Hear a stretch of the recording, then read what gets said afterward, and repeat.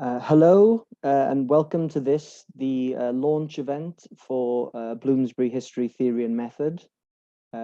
My name is Rhodri Mogford. I'm the publisher for Bloomsbury Academics History List, and it gives me great pleasure to tell you about this major new digital resource designed with history students and scholars everywhere in mind. Bloomsbury History, Theory and Method is an educational resource dedicated to historiography and the examination of historical theory and methods using a global approach, which combines over 100 exclusive articles written by leading scholars based in countries around the world, a globally orientated 4-volume reference work on the history of historiography, and a library of over 60 Bloomsbury books focused on aspects of theory and methods that are critical to the history discipline. I'd now like to hand over to my colleague, Cecilia Cerini, who's going to helpfully show us around Bloomsbury History, Theory and Method.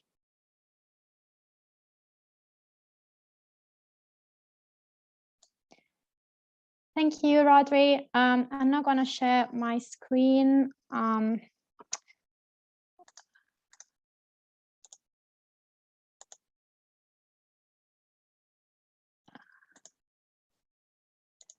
Can everyone see my screen?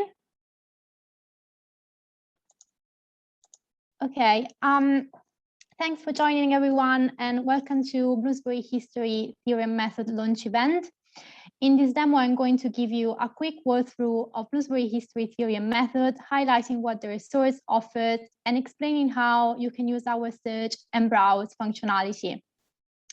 Bloomsbury History, Theory and Method is the first resource designed to fully support history students. The content is fully text searchable and semantically tagged, and it provides students with clear, easy to find introductions to essential concepts, thinkers, and works. It has been designed with students and courses in mind and will continue to grow with twice-yearly updates of new articles and ebooks. At the heart of History, Theory and Method sit 100 exclusively commissioned articles, as well as a 4-volume set on the global history of historiography from antiquity to the present day.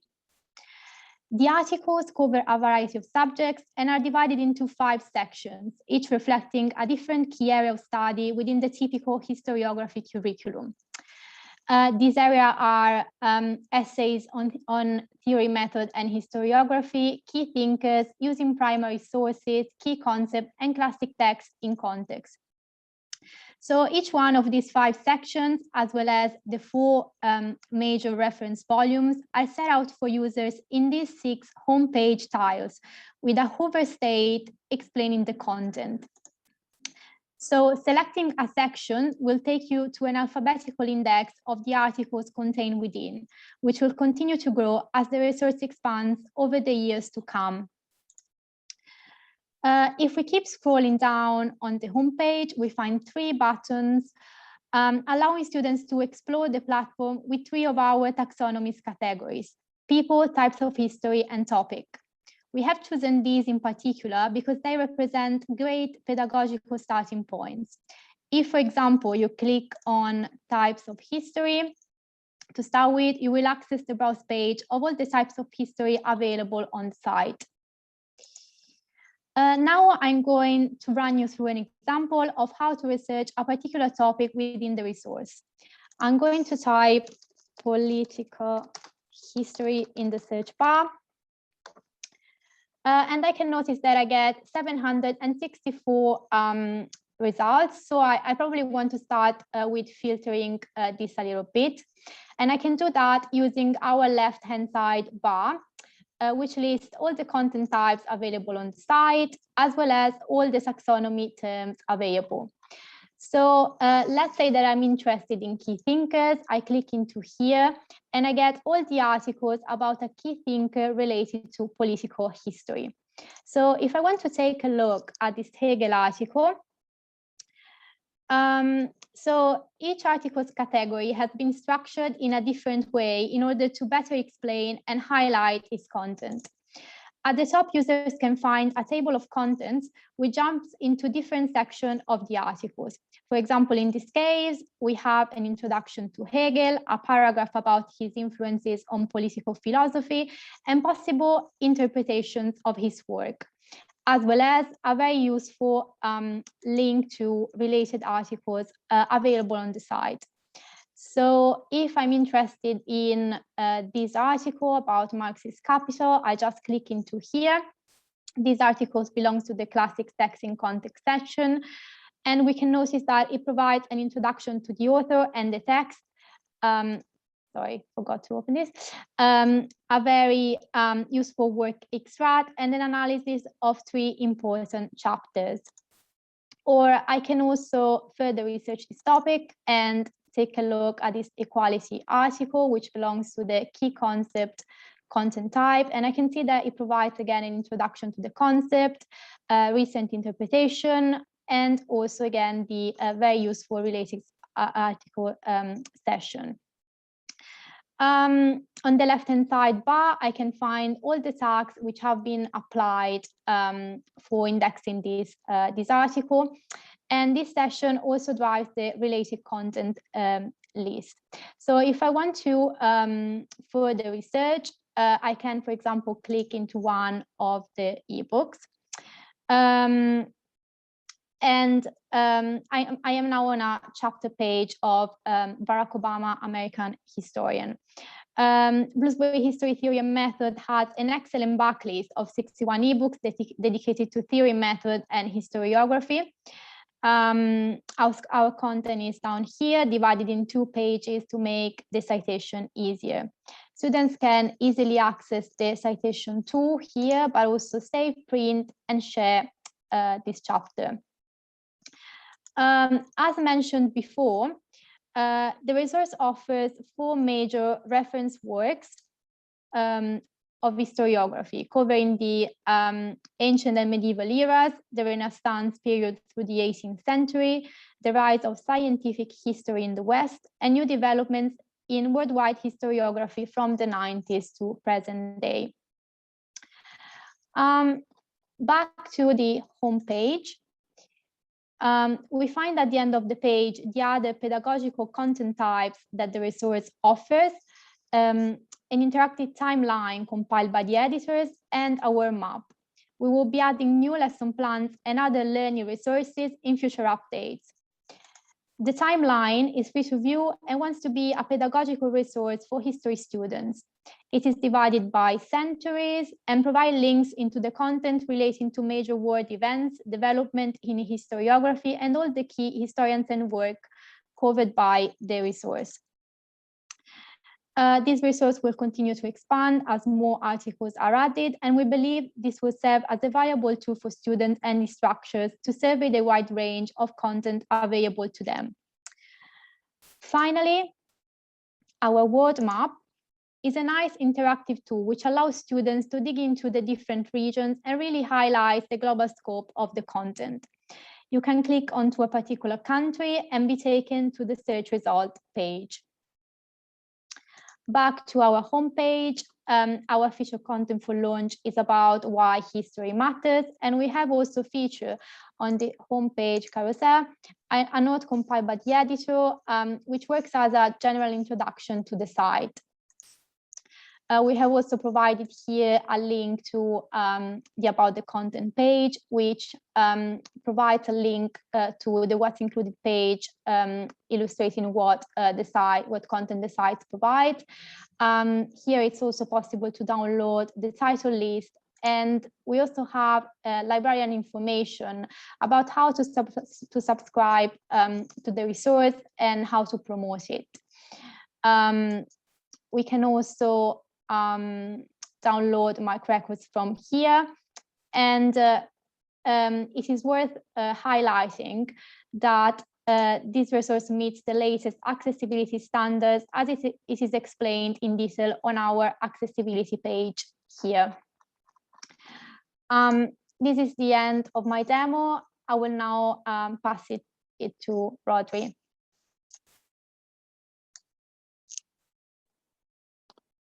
Many thanks for showing us around the resource there, Cecilia. It's much appreciated. So moving on then, I'm delighted to say that we've got 2 individuals joining us today who've played and continue to play a vital part in the development of the resource. And it's my privilege to be able to introduce them both to you now. Stefan Berger is our editor-in-chief of the resource, as well as being a professor of social history and director of the Institute for Social Movements at Ruhr University Bochum in Germany. Maria Grever is an emeritus professor of history at Erasmus University Rotterdam in the Netherlands. And Maria is a key member of our editor team for the resource. So yeah, delighted to have them both with us here today. Good afternoon to you both. Good afternoon. So yeah, thank you, Stefan.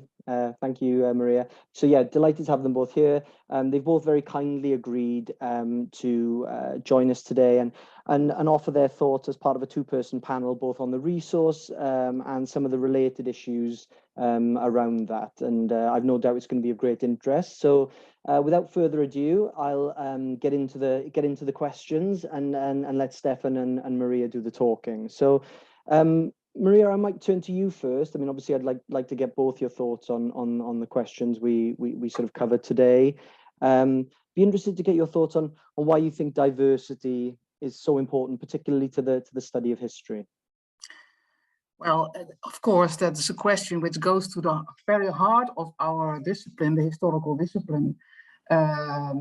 Well, if you realize that the student population is currently very diverse, increasingly so, and that increased diverse student population, that is also one of the reasons why you should be very alert on having a really diverse, in this case, digital resource. But the other reason is, of course, that the pursuit of history, teaching history, researching the past, that requires always multiple perspectives, because I mean, there are actors in the past and in the course of time, and right now there are many perspectives of people viewing in a different way on a specific past event. And this multi-perspectivity is enriching our view on what happened on the past. So this is an epistemological reason. So there are two reasons, I will say. One reason is to meet the diversity of the student population, and the other reason is, and I think that's very important, an epistemological reason, because then you get to know much more about what happened in the past, and also you become aware of the changing interpretations of that specific event. For instance, just one example, 9/11, 2001. I mean, the way we, as witnesses, experience that big event, I think in 50 years later, it will be interpreted in a different way. And that's very important to be aware of. So, and I think also this digital resource is very helpful to make students and educators and teachers aware of all those different perspectives on the specific events of the past. Thank you, Maria. Yeah, no, I couldn't agree more. I mean, as you say, I think that it's really interesting to hear you talk there about the different the sort of multifaceted value and importance of diversity in the discipline, sort of specifically. Stefan, is there anything you'd sort of add to that, or anything you'd echo? Yeah, I mean, absolutely. I can echo almost everything that Maria said. I think sort of if we think of diversity, of course, maybe it would be a good starting point to think again that in our subject area, what we will be dealing with here, the theory of history and the history of historiography, we are coming from positions that tended to be, until fairly recently, highly Western-centric. The whole concept of the theory of history, the bulk of work on the history of historiography, we're dealing with professional history writing, has been on the global north. So that makes it all the more necessary to take into account perspectives from the global south, and to increase the diversity of voices that we can hear in debates on the theory of history and history of historiography. At the same time, I think diversity is not just about geography, although geography is an important part of it. We also have to take note of diversity in terms of different ethnic perspectives, in terms of different perspectives of gender, and of course also in terms of different perspectives of class. We do have, I think, Maria, you're entirely right, a sort of a highly diverse student body in many parts of the world. But of course, even if we look at the global north, we have in some respects still a remarkably homogeneous student body when it comes to class. The overwhelming bulk of students at higher education institutions come from the middle classes. That hasn't really changed. Particularly not in the field of history, which, by the way, still is very wide a field. No, it's of course it's always necessary. I think that's why it's at the heart of our discipline to use and to dig other perspectives, and particularly also from other cultures. But we have to be honest about this. This is very difficult for the history profession, but even more for theory of history, because it's such a dominant discourse. It's very difficult to try to deconstruct a concept, but we have to try this, and we have to have also authors, and we have, of course, from other countries and other cultures. Yeah, absolutely. I mean, I think at the end of the day, as you rightly say, it's about more multi-perspectivity, and I think more multi-perspectivity leading to a kind of polyphony, where we can also have forms of agonistic debate, because these kind of different perspectives derived from sort of different positions in terms of dominance and marginality of voices.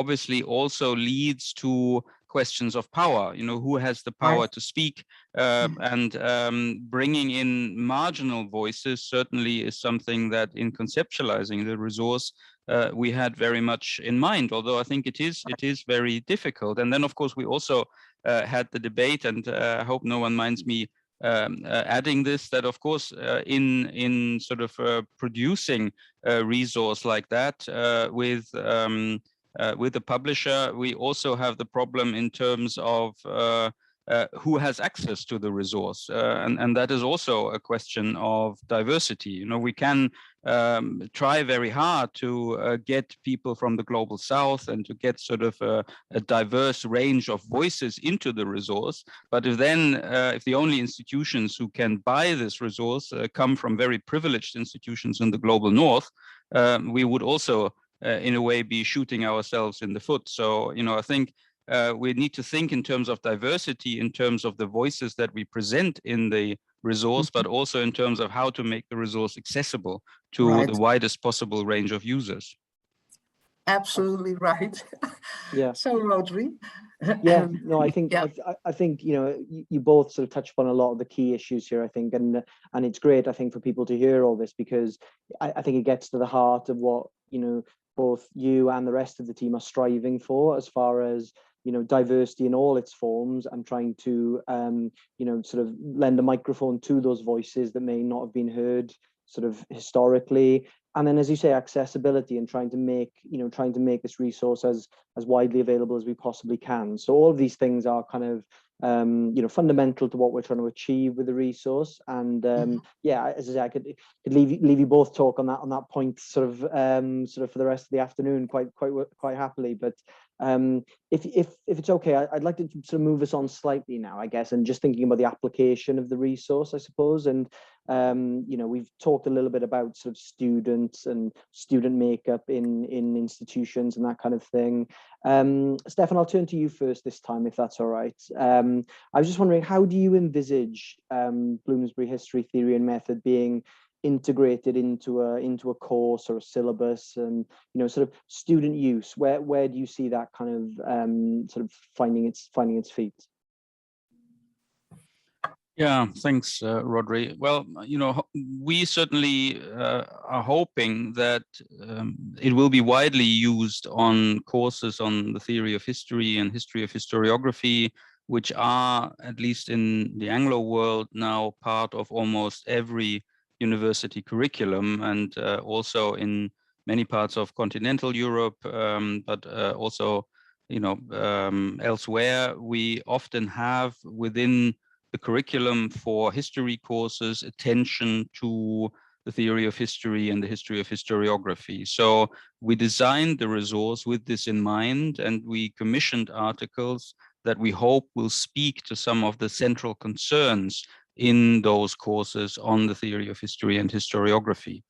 We also designed it in such a way, I hope, that we will be able, with the resource, to give different perspectives on particular issues to do with the theory of history and history of historiography. And now that we've gone online, we are also, of course, hoping that we will get from within the community of users suggestions for other voices, for alternative views, so that we can provide more of that polyphony I have been talking about, and create a resource that will be not only a forum of information, but also a forum for debate within the theory of history and the history of historiography, so that students will come to the resource and will get reliable and easily accessible information on some of the key issues that they will be learning about in their courses, but that it will also lead them to critically reflect about where do these voices come from, what kind of positions are they talking from. And perhaps even see that within the resource they have different voices coming from different positions. Yeah, if I may add, I completely agree with Stefan, but what's also interesting right now, due to the COVID pandemic, there is a big transformation going on to more intensively online courses. Right now in the Netherlands, I don't know how it is in Germany, but in Belgium and in the Netherlands, there's a fourth wave of this pandemic going on. So I think this has an enormous impact on the didactics, on the working forms of giving a lecture, of organizing a working group, and this digital resource can be very helpful, because it's like Stefan said, it offers a reliable compile of texts, key concepts, primary sources, key thinkers, historiographies, etc. And in contrast, for instance, with Google, so students and educators and teachers know that this is okay. This is an amount of text which have a great quality. At least I think that is. So they won't lose track in searching for text. For instance, as you are dealing with the concept of enlightenment. So you can look at a wonderful text, a key concept written by Siep Stuurman, and then you can also go to a text about Diderot, another key thinker, and you go on concepts like gender and race. So they can navigate, the students can navigate between all those texts, and so the teachers can make assignments that they can use for their students to look in a more reliable way, that they won't lose track. And I think that's what's going on right now with this online transformation. In a way, it's also helpful, this kind of digital resource. I think it's pretty remarkable and helpful. Yeah, thank you, Maria. I guess, I mean, that's exactly right. And you can think of the resource, if you like an onion, which has kind of different layers. So right. we can come from the concept side and look, for example, at the concept of class. But then you go to the themes side and look at articles on labor history or social history, where we would see how concepts of class are applied by labor or social historians. Then we can go to the people, to the persons, and look at key social historians and how they applied the concept of class in their own work. And we can go to the classic history in context and find some of the classic texts, such as, I don't know, maybe E.P. Thompson's The Making of the English Working Class, and look at the actual writing itself. So it can be navigated in different ways, and it can access kind of different depths, I would hope. And certainly, I mean, as I'm also editor of a book series with Bloomsbury on writing history, theory, and method. Certainly, my own concern has always to bring the theory of history and questions of methodology together with the actual practice of writing history.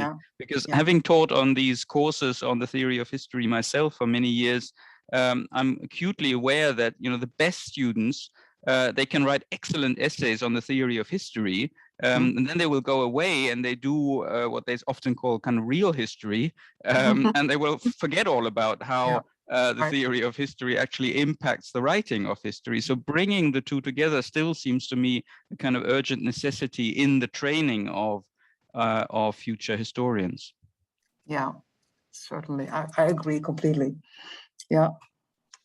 Yeah, no, I think that's a really, really good point, Stefan. Really interesting there. The idea of need, you know, that need for greater integration, I guess, you know, that sort of, you know, between, as you say, the theoretical side and, as you say, sort of, you know, the real history, as I think you described it. I mean, as you say, and I think that, you know, one of the benefits to bringing different types of history from different regions and different time periods, all under, you know, sort of one roof, if you like, in terms of and looking at them through the lens of theory and method and historiography, is that you know, it sort of provides lots of different ways into doing that, doesn't it? It offers you know, lots of fruitful means of trying to make those connections that you're keen to sort of develop in the discipline. But particularly for history students, it is very helpful because, you know, philosophy and historiography, it's big things in their eyes.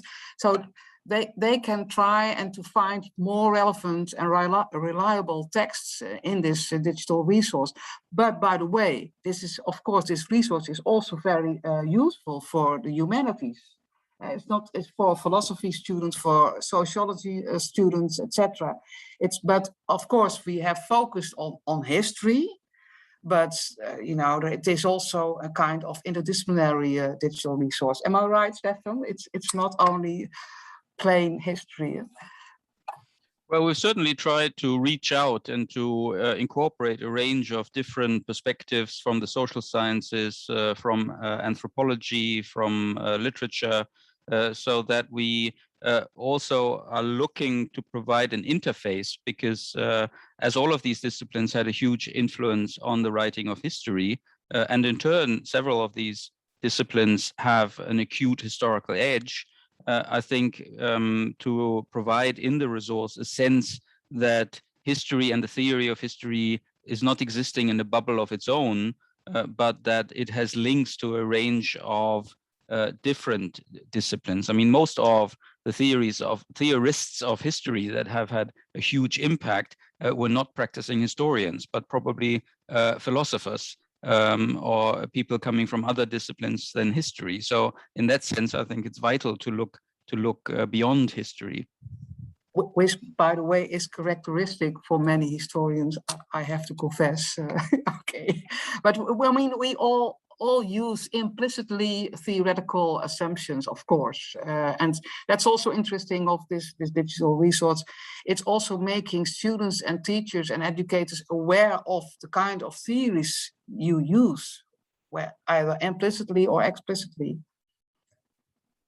Completely, and I mean, I think, you know, so it's really interesting. I mean, I think there have been a few words that have cropped up a few times during this this discussion already, and perspectives is obviously one of them, and then the need for increasing perspectives, whether that's from other disciplines and other angles and other ways into the subject, or you know, on the subject of diversity and the need for different perspectives in increasing the diversity of the discipline and of scholarship in general, and those are obviously key things. And I think one of the beauties of a digital resource like this, obviously, is the open-ended sort of freedom that a digital resource like this gives you. I think, you know, Stefan touched upon it earlier. You know, the resource should be there to stimulate as well, and to encourage people to kind of, you know, contribute and challenge and look for different ways of approaching and thinking about some of the subjects that we've already got on the resource, and that, you know, whereas, you know, you've sort of got the start, the first page and end page of a book, that sort of brings with it its own limitations. I think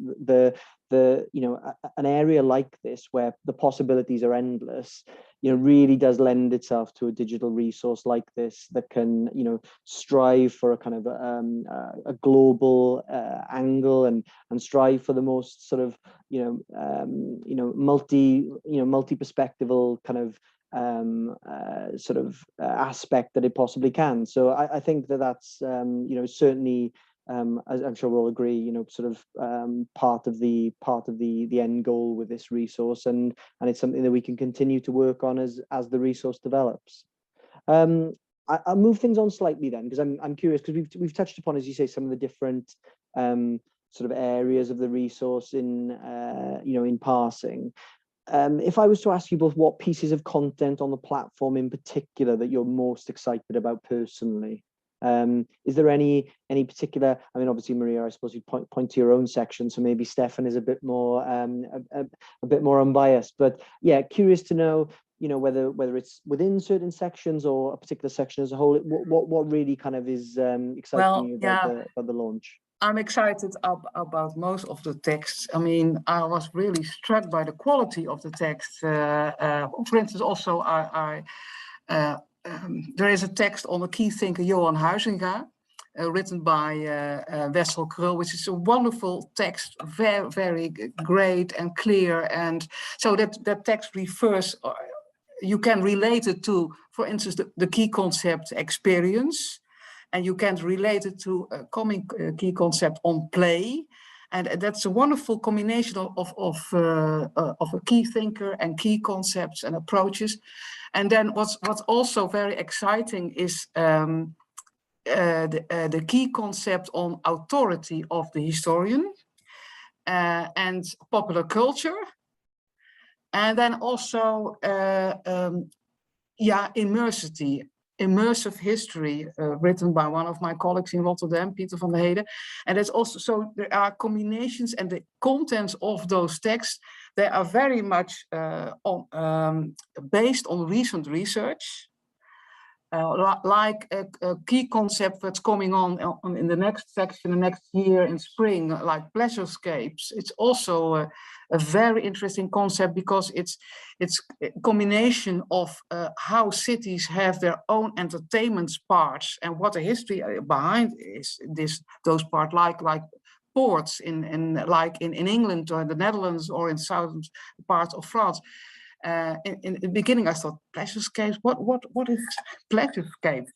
So, and then so this resource is really based on the recent kind of research and making it accessible for a lot of students and educators as well. So that's what excites me very much. I learned a lot from all those texts. Thanks, Maria. Yeah, no, good to hear. I mean, as you say, yeah, that blend of kind of cutting edge scholarship that's really at the kind of the vanguard, I suppose, of what's happening now in the discipline, allied to those, as I say, those, the coverage of classic works and key thinkers. I mean, it's a really, as you say, it's sort of interesting angle, element to bring into the equation, and it means that the resource has something to offer everyone, really, I suppose. Stefan, anything from you that sort of leaps out? Well, I think I'll have to stay on the fence on that one. Too much of a threat of losing friends, especially as there are several in the audience. But maybe let me just say two things that I particularly enjoy, and I guess that comes from my own strong interest in the politics of history. I enjoyed those articles which directly make that a topic in terms of what are the political implications of writing history in different contexts, which intersects largely with concerns of public history. So I think that is important also in the courses on the theory of history and history of historiography, to make the students more attentive, more aware of the political impact of historical writing in a variety of different ways and in a variety of different fields. I noticed in the chat Rogério de Oliveira Sousa asking this question about groups destroying images and symbols of the past, and the Roads Must Fall campaign, for example, immediately comes to mind there. The political implications of destroying, radically historicizing, contextualizing the past, the different meanings that has in terms of our current day positioning and in terms of what futures we imagine. So to make aware that kind of history is not a kind of antiquarian subject, but that it is right at the heart of the self-understanding of our societies. I think those kind of articles I would also like to encourage more. And I guess the other thing that I really liked is that we have several articles which are looking at topics that are rather old, say nationalism or national identity, but they are doing so from a different perspective, from often from the margins, and giving a kind of fresh insight into some of these old topics coming from different positions. If I'm thinking, for example, several of the articles we have by historians of Africa who are approaching some of those themes from a distinctly African perspective, or also historians of South Asia or of Latin America who are in the resource talking about things that we in the global north are familiar with, but we've often looked at it from a lens that is a lens of the global north, and entering into that global discussion about what different themes, different concepts might mean when approached from different parts of the world. I think that is also something that to me is a good aspect of the resource.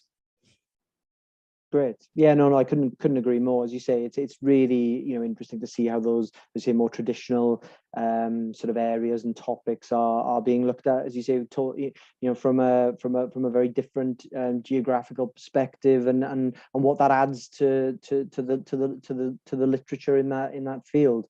I'm going to indulge myself actually and pick my own section, I suppose, just harking back to what you were talking about earlier, Stefan. The using primary sources section, I think, is really an interesting strand of the resource too, that's worth flagging to people that are sort of on the webinar today, because obviously we've talked a lot about, as you say, the theory of history, and then sort of like the practice of real history. And I think as a kind of a section that looks at how you use primary sources, in sort of and source types from everything from folklore to film to fashion, it's a really novel and highly important set of skills and learning for any student that might be making use of the resource. And again, it's helping to bridge some of those theoretical learnings that you mentioned, Stefan, with the kind of the nuts and bolts of really writing history, and how you go about analyzing sources and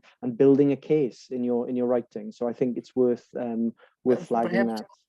Also, adding to what Stefan said, I mean, there is talking about the destruction of statues, etc. But I mean, material culture in the public domain is right now a kind of a clash, a kind of encounter between old narratives and new narratives. I mean, people are asking for a public voice, and that's one of the reasons, of course, that there is this destruction and damaging of public monuments and statues. And I think our digital resource also provides an opportunity to reflect on that. I mean, primary sources are also objects and are also monuments, and are really to reflect on that. And right now, there is a kind of a political awareness of people are against it, and other people say we must do this kind of destruction and damaging. But whatever you think, it is making us aware of the rise of other voices and the plurality of history and historiography. And I think that's very important. And I really hope that our digital resource will contribute to this new development. Absolutely. I mean, I think I can only sort of echo Rhodri's and Maria's words here. And again, we've gone such a long way in the writing of history to move away from a previous concern or over concern with the textual remnants of the past.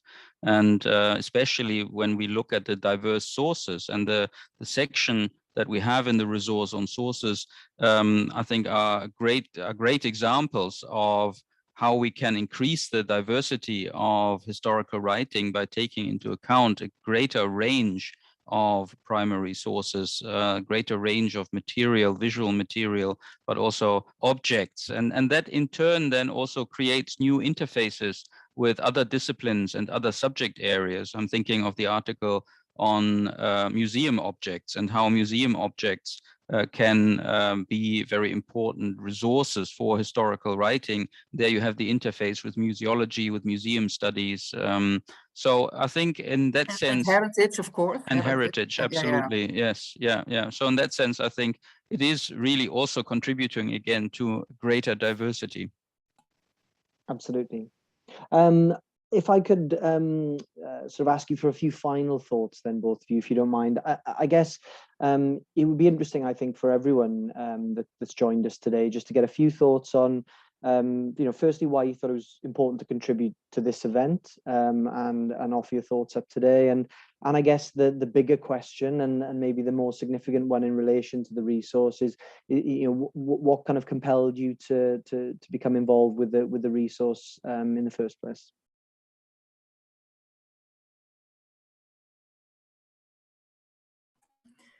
Well, Maria, do you want to go first?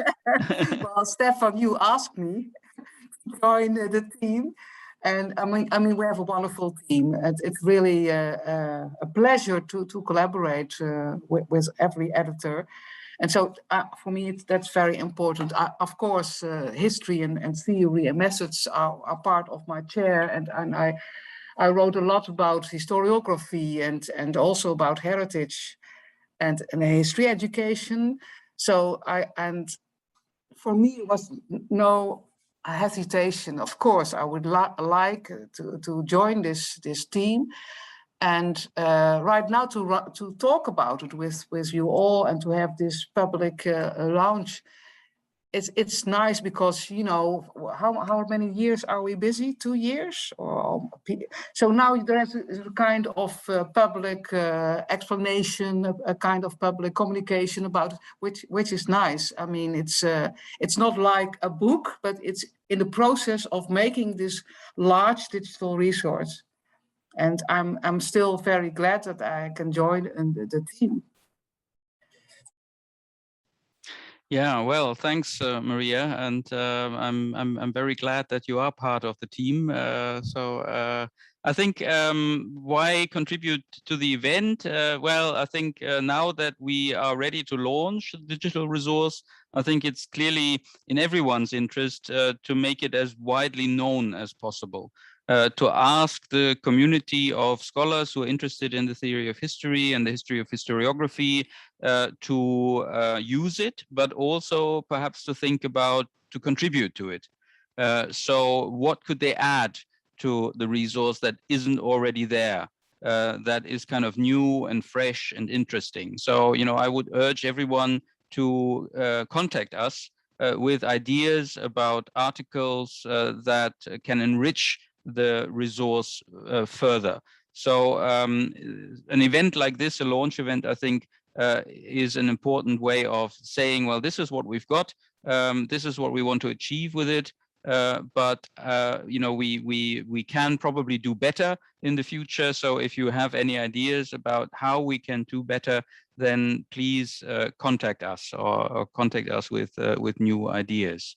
And in terms of what compelled me to get involved? Well, I do think having taught for so long on courses to do with the theory of history and history of historiography, I thought that it was very good to come together around the provision of a digital resource, because of course we have got many books that are excellent introductions to the theory of history and the history of historiography, and we have all been using them for many years, but we have clearly moved over the last 10, 20 years more and more into a digital world, and trying to provide a digital resource on these themes, I think, can be potentially extremely useful in connecting the different parts of the world, and hopefully also in bringing scholars together from different parts of the world in order to discuss the issues that are of concerns to all of us. And I think the team that we have assembled, which is a wonderful team, also reflects that desire for diversity and for dialogue across different parts of the world. We have Auger Williams, historian of Africa. We have Tracy Lovren, who everyone will probably know as a cultural historian, but sort of a public historian. So we have Edward Wang, the historian of China and the Far East, but also a well-known figure in the theory of history and the history of historiography. We have Berger Bevernage, who has played such a constructive and good role in the INTH, but who is also very much a theorist of history. We have Maria here, so it's a very good team, and I think we have been cooperating very well over the recent years. And although sadly Tracy had to leave us recently, we will also look to replace her and continue to work on this for a number of more years. And hopefully it can become something that is widely available in many places and that can be widely used across continents, and sort of foster a kind of dialogue in our subfield across different cultures. To ask one more question, Rhodri. Is there a possibility on the website where people can make comments, can ask questions? Is there any facility for this? In terms of the resource itself, Maria? Yeah.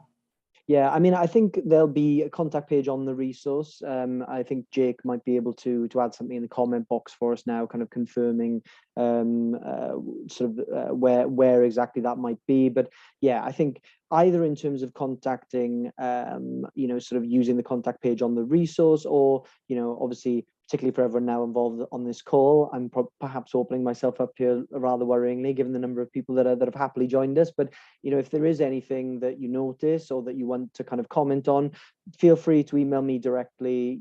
My details are available on the Bloomsbury website.